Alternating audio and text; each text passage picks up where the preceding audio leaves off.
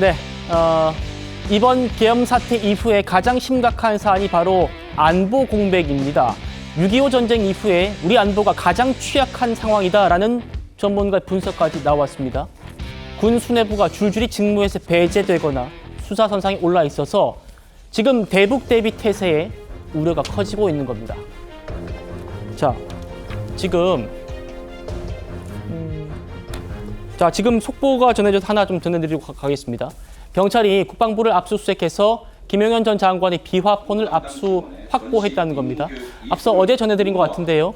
경찰이 이 비화폰을 압수수색 영장에서 빼먹었습니다. 그래서 경찰이 지금 수사를 제대로 하고 있느냐 이런 비판을 많이 받았었습니다.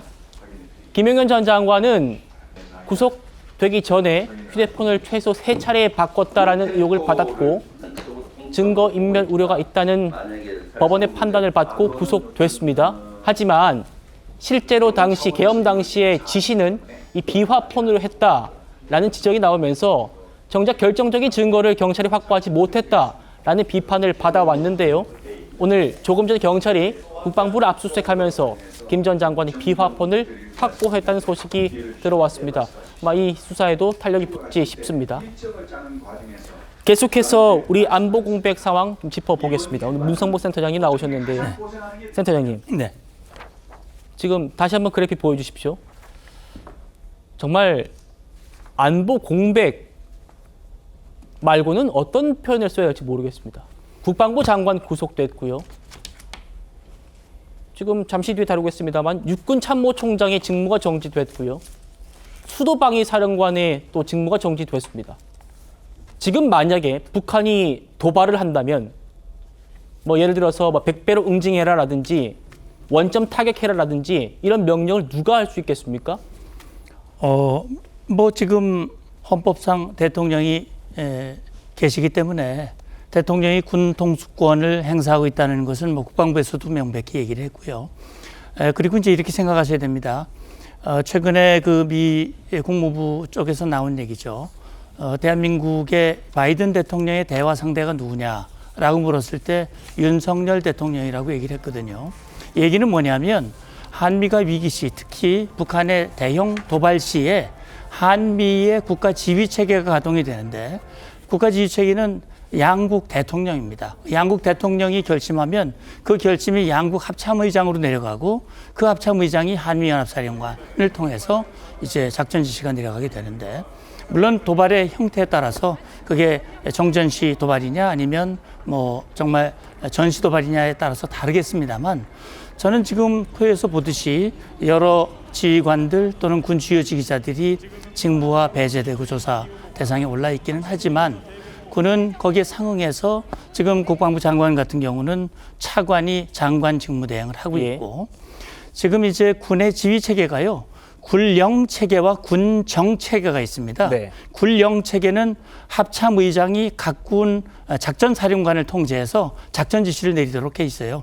그래서 아까 말씀드렸듯이 그런 상황이 되면 대통령이 통수권을 행사하고 그 작전 지시는 합참의장을 통해서 각 군으로 지휘 체계가 돼 있고 오늘 또 합참의장이 주요 지휘관 상황 점검 회의를 했습니다.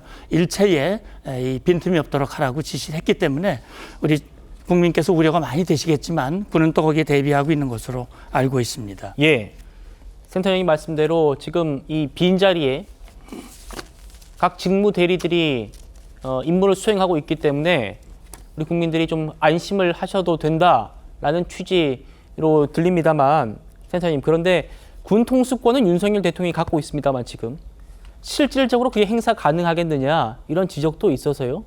어떻게 생각하십니까? 예, 저는 정치적인 해석은 하지 않겠습니다. 글자 그대로 지금 헌법에 의해서 대통령은 국민이 뽑은 대통령이고 아직 다른 절차들이 진행되지 않고 있기 때문에 정치적 해석에 따라서 기능 발휘 여부를 논하고는 있습니다만 아직은 명백히 대통령이 통수권을 행사하고 있고 그렇군요. 또 우리 군도 그런 생각을 가지고 대비를 하고 있고 특히 우리는 안보에 있어서 가장 핵심이 한미 동맹이거든요. 한미 동맹에서 미국 정부가 그런 확고한 입장을 가지고 있기 때문에 어떤 헌법적 절차에 따라서 다른 결정이 내려져서 대통령의 뭐 지위가 바뀐다든지 그러면 모르겠지만 지금 상황에서는 명백히 대통령에게 권한이 있다. 저는 그렇게 생각합니다. 알겠습니다. 자, 국방부 전 장관이 구속됐고 국방부는 오늘 계엄 사령관을 맡았던 육군 참모총장의 직무를 정지시켰습니다. 그 계엄 상황에 대한 박 총장 입장 한번 들어보시겠습니다. 계엄 사실은 대통령께서 담아하시는 걸 보고 알았고 바로 이어지는 정군 지휘관 회의에서 명확하게 지가 했습니다. 16시에 장관 독대를 했고 당시 21시 40분까지 장관 대기실에서 대기하고 있다는 지시했다고 그렇게 답변했지 않습니까? 예. 계엄을 즉시 움직이기 위해서 지금 거리에서 대기시킨 거 아닙니까? 예, 아닙니다. 2등분 1등분도 아니고 아무 이유 없이 육군 총장을 대기시켜라? 제가 가져온 걸 많이 바쁘셔서 보고도 정확하게 받지 못하셨고 전화를 굉장히 많이 하고 계셨습니다. 6시간 이상 대기를 했잖아요. 그러면 예.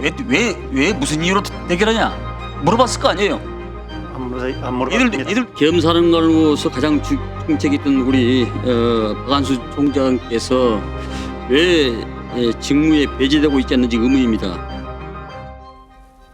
센터장님, 네. 박 총장이 계엄 해제 이후에 김영현 전 장관한테 사의를 표명했는데 윤 대통령이 반려해가지고 지금 계속 직무를 수행하던 중이었습니다. 그런데 군이 직접 직무를 배제시킨 상황입니다. 이거 어떻게 이해해야 됩니까? 저는 뭐 왜 그랬는지에 대해서 정확히 알 수는 없으나 지금 여러 가지로 지금 조사가 진행되고 있기 때문에 아마 제가 볼 때는 보다 조사에 집중을 하고 지금 이 총장의 권한은 군 정권이거든요. 네. 군 정권입니다. 군 영권이 아닙니다. 군 정권이기 때문에 일단 직무를 배제시키고 그런 여러 가지 문제들을 해결하기 위해서 지금 아마 이 직무 대리 발령을 이 작사령관이 수행을 하고 있는 걸로 알고 있거든요. 그래서 저는 뭐 정확한 이유가 뭔지는 제가 확인하지 않았기 때문에 알 수는 없고요. 다만 군정 체계의 효율성을 위해서 아마 그런 조치를 취하지 않았을까 추정을 합니다. 예.